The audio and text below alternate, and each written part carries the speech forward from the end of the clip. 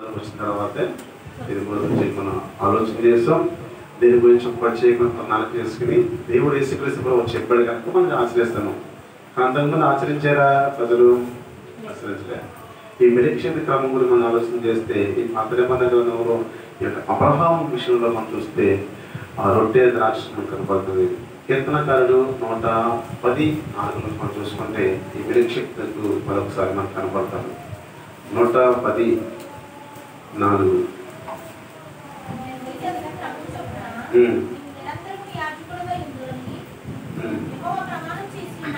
అంటే మెలికిషేతుకు క్రమం చెప్పిన నిరంతరము యాజకుడు అని ఎవరితో చేస్తాడు ప్రమాణం అనేది? ఎవరితో చేస్తున్న ప్రమాణం ఇది? దావీదుతో చేస్తున్నాడు. అంటే అప్పుడు అబ్రహాంతో చేశాడు, ఇప్పుడు ఎవరితో చేస్తున్నాడంట? దావీదుతో చేస్తున్నాడు. అంటే మెలికిషేతు క్రమము చాలా గొప్పది. ఈ మెలికిషేతు క్రమంలో లోపం లేనిది. ఈ మెలికిషేతు క్రమం ఆశీర్వాదకరమైనది. ఈ మెలికిషేతు క్రమంలో ఎవరైతే నడుస్తారో వారు ఉన్నతంగా మార్చబడతారు. ఈ మెలికిషేతు క్రమం చాలా దీవెనకరంగా మార్చబడ్డది. చూడండి, ఎబ్రీకి రాసిన గ్రంథము 7వ అధ్యాయము 1వ వచనం వెళ్తే ఇక్కడ మారుతుంది. అది దీంట్లో 1వ వచనం నుంచి మనం చూసుకుంటే అబ్రహామును ఎవడు కలుసుకుని అతను ఆశీర్వదించినో, ఎవరికి అబ్రహాము అన్నిటిలో 10 మంది ఇచ్చినో, ఆ షాలేము రాజును మహోన్నతులకు దేవుని యాజకుడైన మెల్కీషెదెకు నిరంతరము యాజకుడుగా ఉన్నాడు. దేవునికి స్తోత్రం కలుగుతుంది. హల్లెలూయా. చూడండి, ఈ మెల్కీషెదెకు చూసుకుంటే ఈయన కోసం ఎప్పుడు కూడా నిరంతరము యాజకుడు అయినాడు అంట. ఎప్పుడంట? నిరంతరము యాజకుడు. ఈ యాజకుడు ఎవరంటే యేసుక్రీస్తు ప్రభువారు. దేవునికి స్తోత్రం కలుగుతుంది. ఈ మెల్కీషెదెకు ఎవరంటే యేసుక్రీస్తు ప్రభువారే. ఈయన నిరంతరం యాజకుడై ఉన్నాడు. ఒకరోజు 2 రోజులు కాదు. యాజకత్వం చేసింది బైబిల్ లేఖలు చాలా మంది మనకు కనబడుతుంటారు. మ్యాక్సిమం సంవత్సరం చేస్తున్నారు, 6 నెలలు చేసిన వాళ్ళు, 2-3 దినాలు చేసిన వాళ్ళు ఉన్నారు, సంవత్సరాల తరబడి చేసిన వాళ్ళు ఉన్నారు. కానీ ఏదో ఒక రోజు యాజకత్వాన్ని విడిచిపెట్టి వాళ్ళు వెళ్ళిపోవాలి. మనం కదండి, వాళ్ళు యాజకత్వాన్ని విడిచిపెట్టి వెళ్ళిపోవాలి. కానీ ఈ మెల్కీషెదెకు అయితే నిరంతరము యాజకుడై ఉన్నాడు. మనకు ఒక్కకే కాదు, మన పిల్లలకు కాదు, మన ముందు తరాలకు కూడా ఆయన యాజకుడై ఉన్నాడు. మన వెనక తరాలకు కూడా ఆయన యాజకుడై ఉన్నాడు. నిరంతరము యాజకత్వం వహించిన వాడు ఆయన. ఆయన చెప్తున్న మాటల గురించి మనం ఆలోచన చేస్తే చదవని కిందకి అతని పేరు మొదట అతని పేరు ఎవరంట?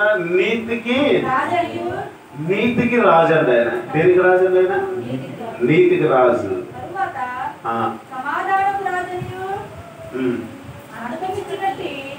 ఈ కోసం పిలాతు చెప్తున్నాడు మాట, ఇతను నీతిమంతుడు, ఇతను ఎటువంటి నేరము ఎటువంటి తప్పుదము కనబడలేదు. యాజకుడిలో నీతిమంతుడు అని చెప్తున్నాడు. నిరంతరం యాజకుడు కారణం ఏంటంటే వీళ్ళు నీతిమంతుగా చెప్పుకున్నాం కదా, నాలో పాపం ఉందని మీరు ఎవరైనా స్థాపించగలరా? నీతిమంతుడు కనుక వీళ్ళు పాపం అనేది కనపడలేదు. తర్వాత మాట్లాడుతున్నా చూడండి. అతడు తండ్రి లేనివాడును, వంశం లేనివాడును, జీవిత కాలమునకు ఆదియైనను జీవమునకు అంతమైనను లేనివాడని ఉండి దేవుడు కుమారుడు పోలిన. దేవుని స్తోత్రం కలిగిన గాక. తల్లి అయినా, తండ్రి అయినా, ఆది అయినా, అంతమైన సమస్తము యేసుక్రీస్తు ప్రభువారే. దేవుని స్తోత్రం కలిగిన గాక. హల్లెలూయా.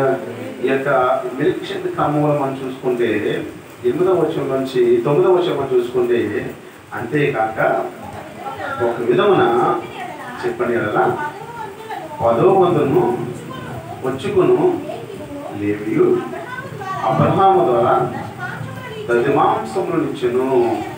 చూడండి, ఇక్కడ ఒక విధంగా చెప్పుకోవాలంటే 10వ వంతు తీసుకొచ్చాడు. 10వ వంతు అబ్రహాము ఇచ్చాడు. మనం చూసాం కదా, అది కాలంలో 10వ వంతు క్రమం అబ్రహాము తీసుకొచ్చి ఎవరికి ఇచ్చారంట? మెల్కీషెదెకుకి ఇచ్చారు. ఈ క్రమం అక్కడి నుంచి ప్రారంభించబడ్డది. ఈ రోజుకి అది క్రమంగా వెళ్తుంది. అది తీసుకురావాలని దేవుడే ప్రత్యక్షంగా మనతో మాట్లాడుతున్నాడు. ఈ మాట అంతేకాక ఒక విధమైన చెప్పిన పదమును వచ్చుకును లేవీయు అబ్రహాము ద్వారా దశమాంసములను ఇచ్చెను. ఎలాగనగా మెల్కీషెదెకు అతని పితరులను కలుసుకున్నప్పుడు లేవి దేవుని స్తోత్రం జరిగినాక. అంటే లేవీలు ఎవరు? ఎక్కడి నుంచి వచ్చారు? అబ్రహాం గర్భం నుంచి వచ్చిన వాళ్ళే. లేవీలు ఎక్కడి నుంచి వచ్చారట? అబ్రహాం గర్భం నుంచి వచ్చిన వాళ్ళే. ఈ లేవీలుకి వంశం గురించి మనం చూసుకుంటే వీళ్ళ గురించి నిర్గమాకాండం లేవీకాండంలో పూర్తిగా వరకు మనకు కనబడుతున్నది. ఇక దేవుని చెప్పమైతే ఒకసారి దీనికోసం మనం మాట్లాడుకున్నాం. 17వ వచనం కంటే నీవు నిరంతరం మెల్కీషెదెకు క్రమం చెప్పున యాజకుడు అయినావు. అంటే నిరంతరము దేవుని యొక్క యాజకత్వంలో మనం ఉండాలి. ఎవరి యాజకత్వం? యేసుక్రీస్తు ప్రభువు యొక్క యాజకత్వంలోని. చూడండి, ఇక్కడ చెప్పు మత్తయి రాసిన సువార్త 26వ అధ్యాయము 6వ వచనం మనం వెళ్తే ఇక్కడ చెప్పబడుతుంది మెల్కీషెదెకు క్రమం అంటే ఏంటో. మత్తయి రాసిన సువార్త 26.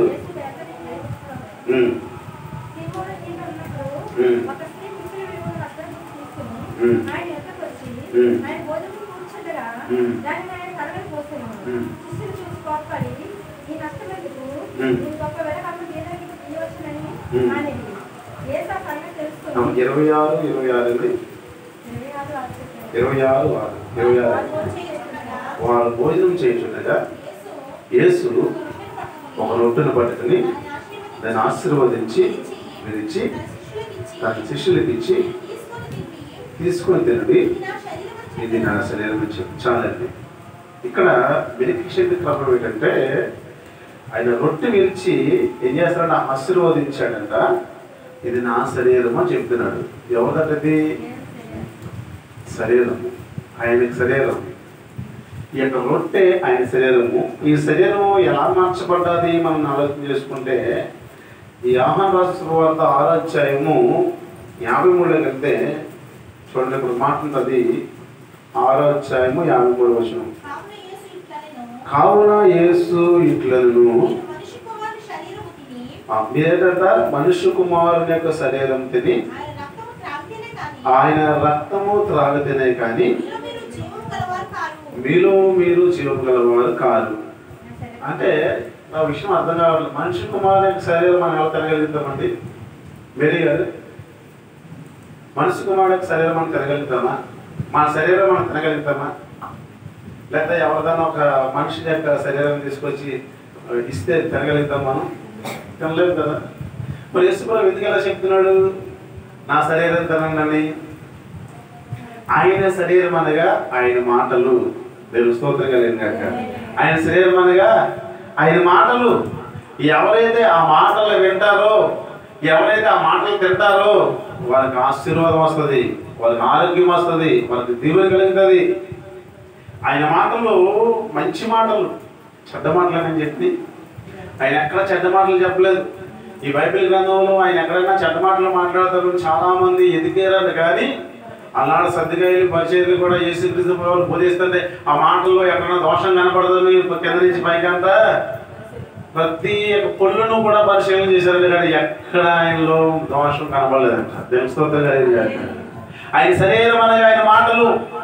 ఆయన మాటలు ఈ రోజు మనం వినగలిగితే మనం దీవెనకరంగా మార్చబడతాం, ఆశీర్వాదకరంగా మార్చబడతాం. చూడండి, ఇది ఒక మాట వస్తుంది. కావున యేసు ఇట్లను మీరు మనిషి కుమారుల శరీరము తిని ఆయన రక్తం తాగితేనే కానీ మీరు జీవము గలవారు కాదు. ఆయన జీవం, మనలో జీవం రావాలంటే ఆయన మాటలు మనం తినాలి. ఆయన మాటలు మారు మనసు కలగజేస్తుంది. ఆయన మాటలు మనల్ని ఏం చేస్తుందంటే మనలో ఉండే కొన్ని మనసుని విరగొడుతుంది. ఇందా చెప్పుకున్నాం కదా, వాళ్ళు వేరే చొక్కేస్తే ఏమవుతుందంట విరిగితే. అలాగే మన మనసు విరగొట్టాలంటే యేసు యొక్క మాటలు మాత్రమే మన మనసుని విరగొడతాయి. బైబిల్లో చాలా మంది యొక్క మనసులు ఎరగొట్టింది యేసుక్రీస్తు వారి యొక్క మాటలు. యేసు ఎవరో చూడాలని ఒక వ్యక్తి చేసినంట, మేడి చెట్టు ఎక్కి చూశాడు. ఆయన ఎలా ఉన్నాడు? యేసు గురించి తెలుసుకోవాలని ఆలోచన చేశాడు. ఆయన ఉద్దేశం ఏంటి? యేసు ఎత్తుగా ఉంటాడా, పొడుగ్గా ఉంటాడా, లావుగా ఉంటాడా, ఎర్రగా ఉంటాడా, పొలుగా ఉంటాడా, ఏ విధంగా ఉంటాడో చూద్దామని చెట్టు పైకి ఎక్కాడు ఆయన. కానీ ఈయన యొక్క మనస్సు ఎరిగిన వాడు ఎవరు? యేసుక్రీస్తు ప్రభువు వారు. ఆయన మనసు ఎరిగిన వాడు కనుక ఆ మేడి చెట్టు దగ్గరికి వచ్చి ఆగి కనుల పైకెత్తి జక్కయ్య కిందకి దిగిరా అన్నాడు త్వరగా. అంటే వెంటనే ఆ మాటల్లో జక్కయ్య హృదయం మార్చబడ్డదా, మార్చబడలేదా? ఏమన్నాడు యేసు ప్రభువు అక్కడికి వచ్చి? మనం చదవన్న మాట,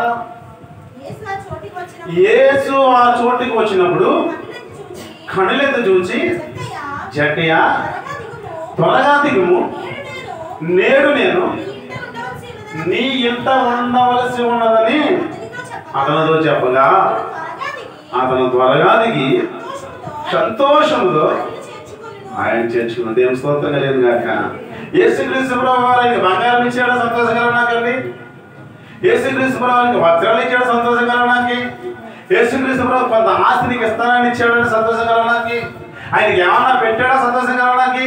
ఏమీ పెట్టలేదు. ఆయన నోటిలోంచి వచ్చిన మాట ఆయన అంతరంగానే మార్చిన దేవుని స్తోత్రం కలిగిన కాక. హల్లెలూయా. ఆయన నోటిలోంచి వచ్చిన మాట ఏంటండి? జక్కయ్య త్వరగా కిందకి దిగరా, నేడు నీ ఇంటికి. ఈరోజు నీ గృహంలో నేను ఉంటానని చెప్పాడు అంతే. ఎప్పుడైతే యేసుక్రీస్తు ప్రభువు వారి అంతరంగంలో వెళ్తానని చెప్పాడో వెంటనే తన అంతరంగం మార్చబడ్డది.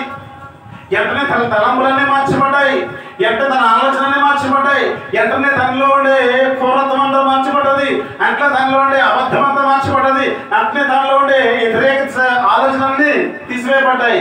వెంటనే కిందకి వెళ్తా అంటున్నాడు, అయ్యా నేను ఎవరి దగ్గర అన్యాయంగా తీసుకుంటే, ఏమండి నేను ఎవరిని అదేను అన్యాయముగా దేనినైనా తీసుకుని ఉంటే అతను 4 యేసుప్రభు చెప్పాడండి, నువ్వు నన్ను ఎప్పడిస్తే నువ్వేం చేయాలంట? 4 రెట్లు ఇచ్చేయాలని చెప్పాడా? నీ ఆస్తి నమ్మేసి బేదలకు ఇచ్చామని చెప్పాడండి? ఏమీ చెప్పలేదు. నేడు నీ ఇంటికి నేను వస్తానని చెప్పాడు అంతే. ఎప్పుడైతే ఈ మాట చెప్పాడో అంతరంగా మార్చబడ్డదన్న నేను స్తోత్రం కలిగిన.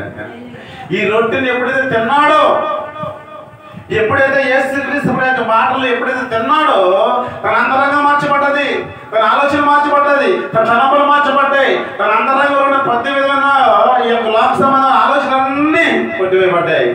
ఏం మాట్లాడతాడు ఆయన? 4 రెట్లు ఇస్తారంట ఎవరైనా అన్యాయం తీసుకుంటే. ఇతను పేరు ఉంది. ఏ పేరు అన్నా? దుర్మార్గుడు, అన్యాయముగా వసూలు చేసుకునేవాడు అంట, అన్యాయస్తుడు అంట. ఇతను అన్యాయస్తుడు. చాలా మంది చదువుకుంటారు చూడండి, కింద కింద చూడండి ఏమైనా చదువుకుంటారో. అందరూ చూసి ఈయన ఎవరంట? పాపి, దుర్మార్గుడు. ఇటువంటి వాళ్ళ దగ్గరికి యేసుక్రీస్తు బస్సు అయినా ఎలాగ వెళ్తున్నాడు అని చదువుకున్నాడంట. చూడండి, ఒకప్పుడు పాపే, ఒకప్పుడు దుర్మార్గుడే, ఒకప్పుడు దొంగోడే, ఒకప్పుడు దుష్టుడే, ఒకప్పుడు ఎపుసారే, ఒకప్పుడు రకరకాలుగా ఉన్నాడు. కానీ యేసు మాట తన హృదయంలో కలగానే, యేసు మాట తను ఎప్పుడైతే భుజించాడో ఎంతని ఏమైపోయిందంటే తన హృదయం మార్చబడ్డదట. దేవుని స్తోత్రం కలిగింది కాక. ఇప్పుడు ఎన్నో సంవత్సరాల నుంచి మాట్లాడుతున్నాం కదా, మన అంతరంగము అలా మార్చబడ్డదా? ప్రశ్న వేసుకుందాం. మనం ఎన్నో సంవత్సరాల నుంచి రొట్టెని మనం తింటున్నాం కదా, ఇప్పుడే మన అంతరంగము ఇలాగా జక్కే హృదయం మార్చబడ్డదా? ఈయనే కాదు, ఒక స్త్రీ దగ్గర కూడా ఆయన యేసుక్రీస్తు ప్రభువు వెళ్ళినప్పుడు మెట్ట మధ్యాహ్నం 12 గంటలకు మాట్లాడతాడు. అమ్మా నా దాహం వేస్తుంది, నీళ్ళిస్తావా అని అంటే, నీళ్ళిస్తానని చెప్పు, నువ్వు సమరయుడు, నేనేమో నువ్వు యూదుడు, నేను సమరయ స్త్రీని, నా నీళ్ళు తాకూడదని చెప్తే, నిజమే నువ్వు ఇచ్చే నీళ్ళు తాకూడదు, కానీ నేను ఇచ్చే నీళ్ళు తాగితే ఎన్నడికి నీ దాహం లేదు అని చెప్పగానే వెంటనే హృదయం ఏం కలిగిందంట? మారు మనసు కలిగింది. ఎప్పుడైతే నేను ఇచ్చే నీళ్ళు నువ్వు తాగితే ఎన్నడూ దాహం అయ్యేదని ఒక మాట తిన్నదో ఏం జరిగిందంట? ఆ మంతరంగంలోని సంపూర్ణ మార్పు కలిగింది, సంపూర్ణమైన మార్పు కలిగింది. మామూలు మార్పు కాదు అది.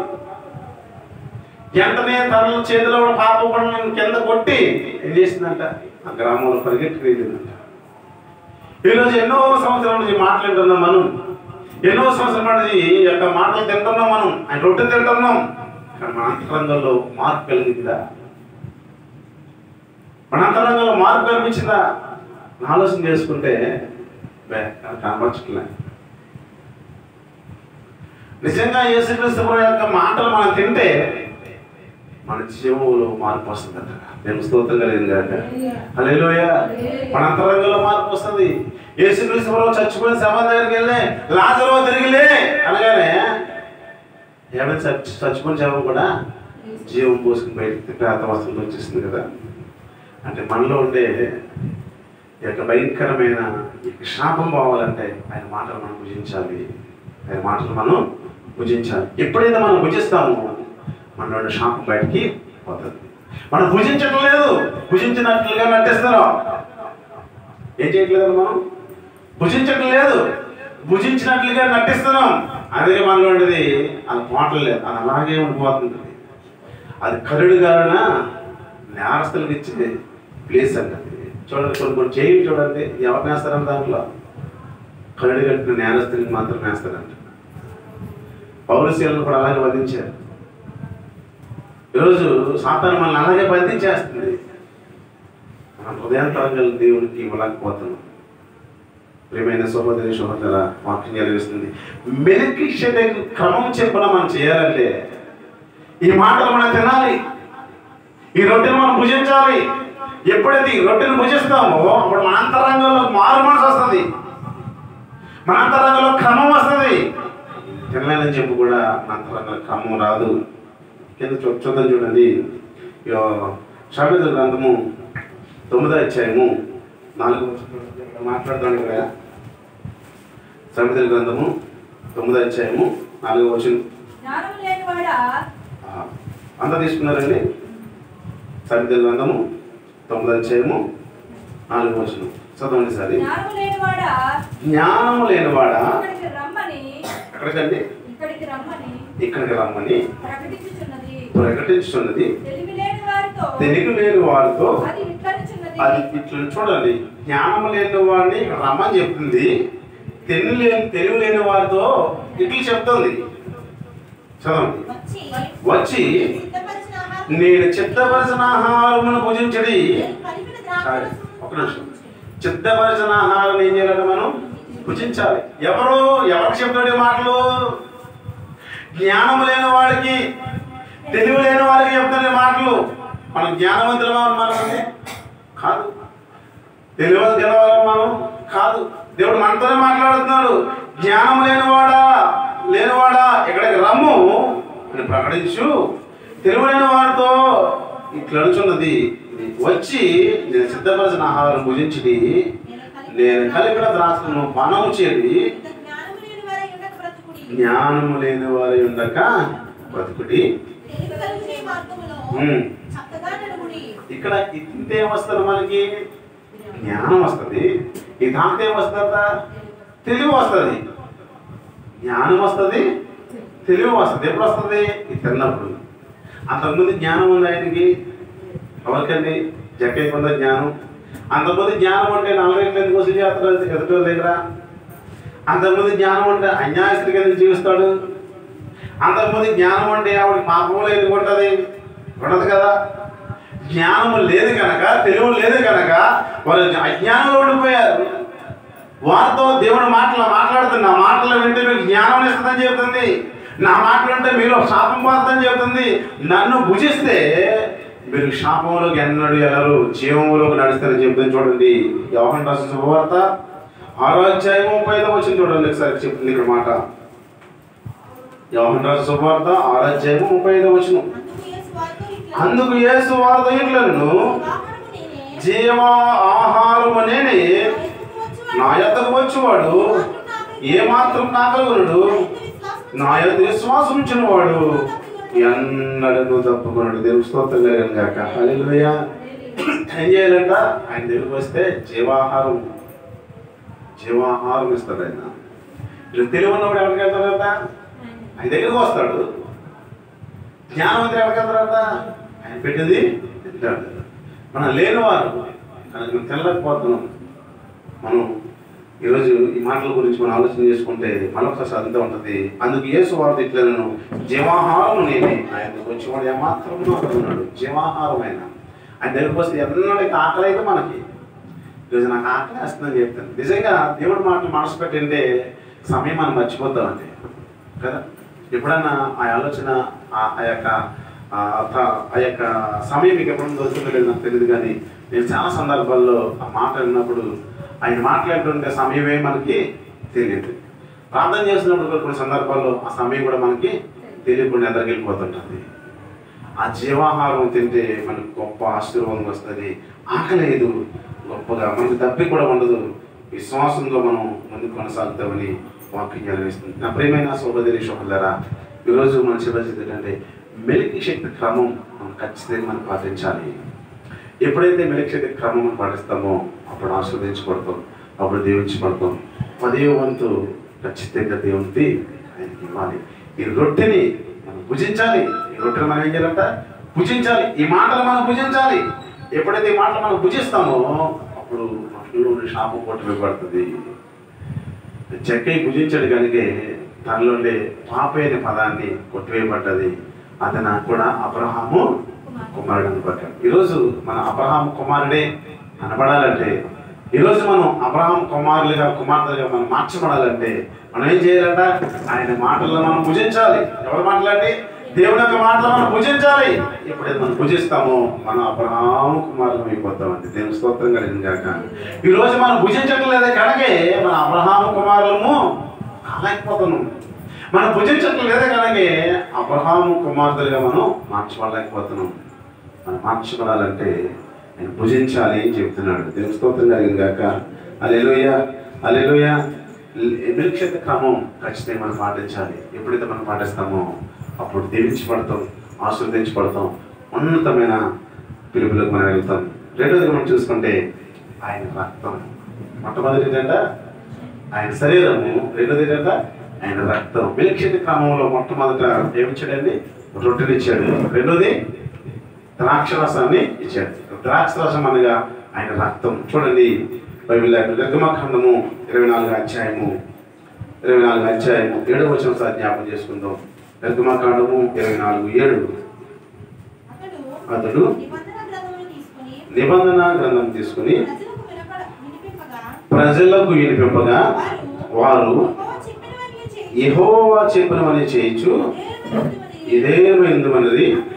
అప్పుడు మోషే రక్తమును తీసుకుని ప్రజల మీద ప్రోక్షించి, ఇదిగో ఈ సంగతులన్నిటినీ విషయమై యెహోవా మీతో చేసిన నిబంధన రక్తము. ఏదంటే రక్తము?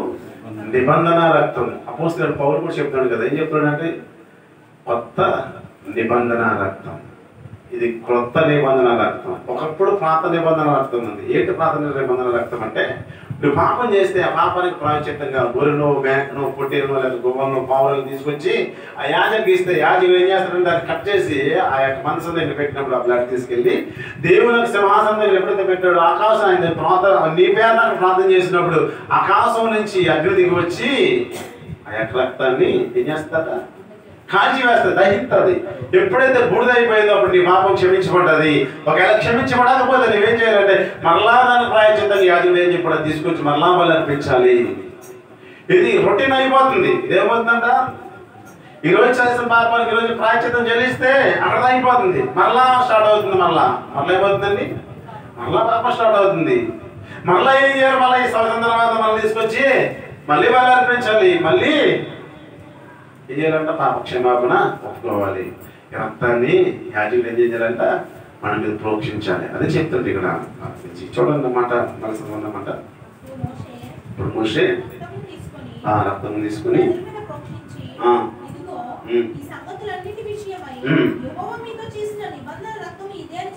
నిబంధన రక్తం. ఏ రక్తం అనేది? నిబంధన రక్తం.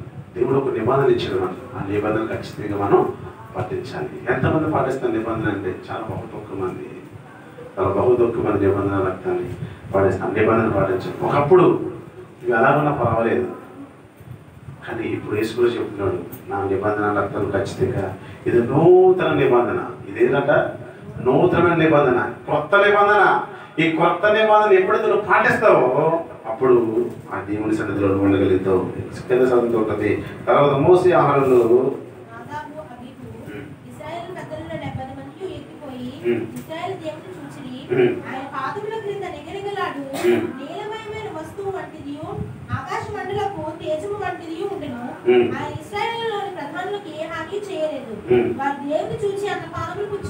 దేవుని స్తోత్రం కలిగింది. అదేం చేసేవారంట? దేవుని చూస్తేనే కానీ అన్నపానాలు పుచ్చుకునేవారు కాదంట. దేవుని స్తోత్రం కలిగింది. నిబంధన రక్తాన్ని ఖచ్చితంగా మనం పాటించాలి.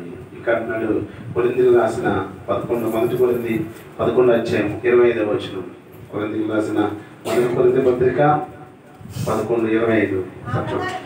ఆ ప్రకారమే భోజనమైన పిమ్మట ఆయన పాత్రను ఎత్తుకొని, ఈ పాత్ర నా రక్తం వలనైనా క్రొత్త నిబంధన, మీరు దీనిలో త్రాగటప్పుడల్లా నన్ను జ్ఞాపకం చేసుకున్నట్టుకై. ఇదేంటంట? కొత్త నిబంధన. ఆయన ఏం చేయాలంట? ఇది తాగేటప్పుడల్లా ఏం చేయాలండి?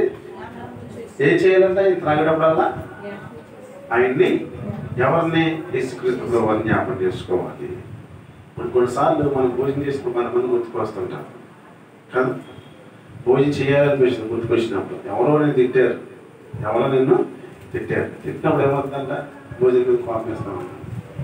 కానీ ఇక్కడ చెప్తాను చూడండి, ఈ రక్తం తాగినప్పుడు ఆయన చేసిన కార్యాలు మనం జ్ఞాపకం చేసుకోవాలి.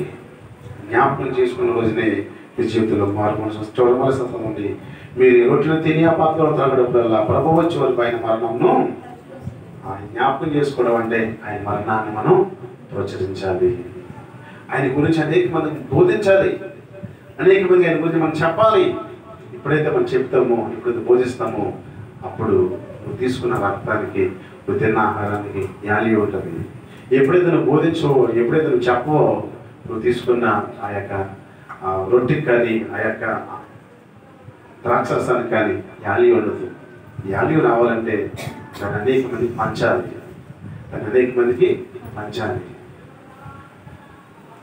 ఆయన ఊరికే ఊరుకున్నాడండి. ఆయన ఎవరు నా చెప్పుకున్నాను కదా,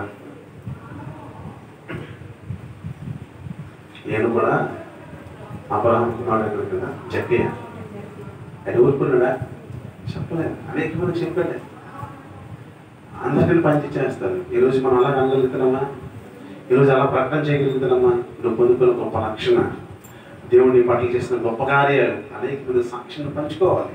ఎప్పుడైతే పంచుకుంటామో అప్పుడు దేవుడి కనుక మార్చిపడతాము. కొలసీలు రాసిన పత్రిక 1 అధ్యాయం 4-14 వచ్చింది. చివరికి మాట చూసుకుని మనం ఉంచుకుందాం. కొలసీలు రాసిన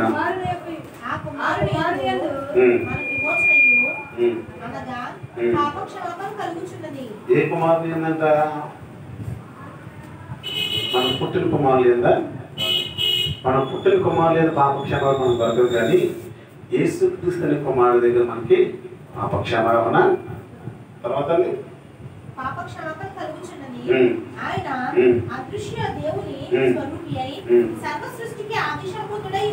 ఆయన అదృశ్యమైన దేవుడికి స్వరూపి, మనకి సర్వ సృష్టికి అధిసంభూతుడు కనుక ఆయన రక్తంలో మనం కడగబడాలి. దేవుని స్తోత్రం కలిగినాక ఎప్పుడైతే రక్తంలో మనం కడగబడతామో అప్పుడు మనం ఉన్నతమైన వారికి ఉండగలుగుతాం.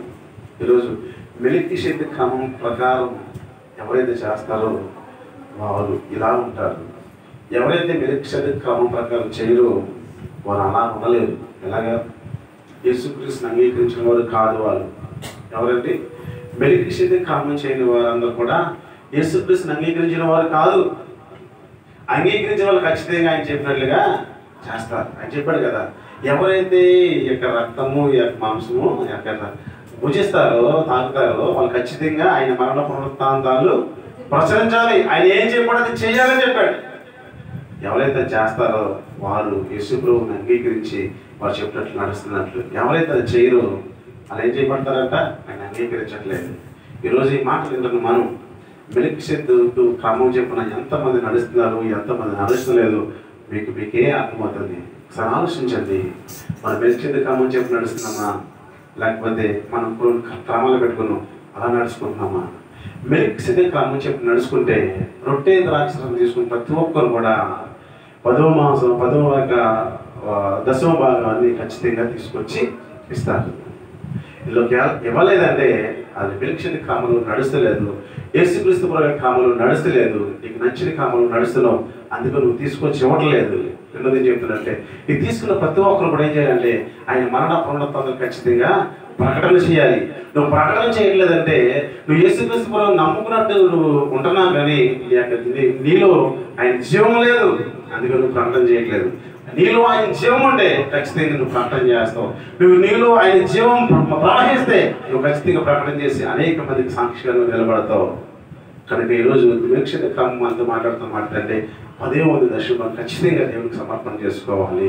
రెండోది మాట్లాడుతుంది ఏంటంటే ఖచ్చితంగా ఆయన మరణ పునరుత్థానం ఖచ్చితంగా నువ్వు ప్రకటన చేయాలి. ఎప్పుడైతే నువ్వు చేస్తావో అప్పుడు దేవుని కుమారులు దేవుని కుమార్తెలు అనబడతావు. చేయబడకపోతే ఆయన కుమారులుగా నువ్వు ఉండవు, ఆయన కుమార్తెలుగా నువ్వు మార్చబడలేవు. అలాగ మార్చబడాలంటే మెల్కీషెదెకు క్రమం ప్రకారము అబ్రహాము చేశాడు. ఈరోజు మనం కూడా అలాగ చేయడానికి ప్రయత్నం చేద్దాం. చేస్తే ఉన్నతమైన కార్యాలను పొందగలుగుతాం, చేయకపోతే ఉన్నతమైన కార్యాలు మనం చూడలేమని వాక్యం సూటిగా స్పష్టంగా మనతో మాట్లాడింది. ఎవరైతే చేస్తారో వాళ్ళు ఉన్నతమైనగా దేవుని పిల్లలు అనబడతారు, ఎవరైతే చేయరో వారు దేవుని పిల్లలు అనబడలేరు అని వాక్యం నెరవేరుస్తుంది. కనుక ఈరోజు మనం ఎలా ఉన్నాం ఒకసారి మనం గ్రహించుకుందాం, ఆలోచన చేసుకుందాం, ఒక తీర్మానం చేసుకుందాం. తీర్మానం చేసుకుని మనం ముందుకెళ్దాం. ఈ రొట్టె ద్రాక్షరసం చేపడుతున్న మన జీవితంలో ఆ మెల్కీషెదెకు క్రమం కావాలి ప్రభు అని అడుగుదాం. ప్రభు సన్నిధిలో అడిగి ఆ విధంగా మనం ముందుకెళ్దాం. ప్రార్థన చేసుకుందాం. మోకరిద్దాం. అందరూ కూడా మోకరించగలిగిన వారు మోకరించండి, మోకరించలేని వారు లేచి నిలబడండి, ఎవరు కూర్చోవద్దు. స్తోత్రం. హల్లెలూయా. ఈ మెల్కీషెదెకు క్రమం చాలా ప్రాముఖ్యమైనది. ఈ మెల్కీషెదెకు క్రమం